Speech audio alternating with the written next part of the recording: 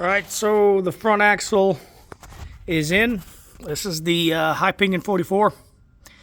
I use factory 78, 79 F150 steering. Could be for Bronco too, it's same parts.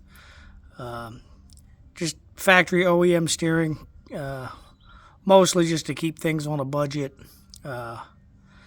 I'd say for the swap, because when you really get down to this is basically from a TTB swap from an 84, because his frame is an 84 F-150. I did cut the cross member, rebrace the cross member, fabricate the track bar.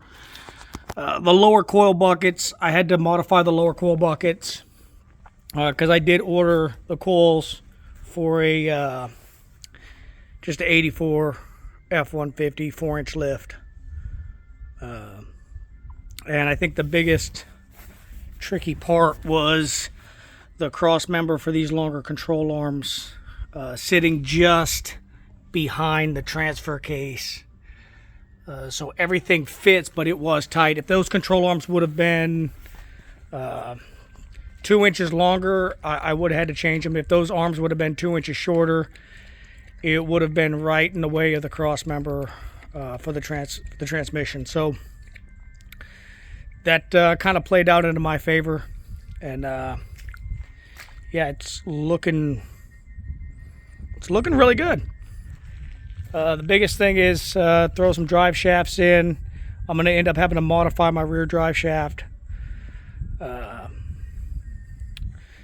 If anything, I assumed I was going to have to lengthen my drive shaft, but in this case, I'm actually going to have to shorten my drive shaft by 2 inches.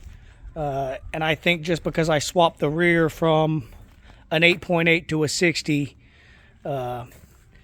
it moves that rear pinion forward. And when you get down to it, the lift in the rear is only probably about 4.5 inches. Of course, it's kind of hard just to get the best estimate, but the front is 4-inch lift coils and the rear is 5 to 6 inches lift springs.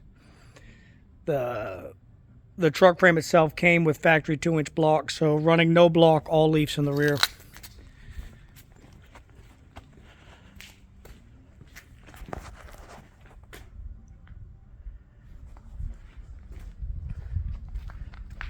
And it's just kind of good to give a good walk around of the truck so far.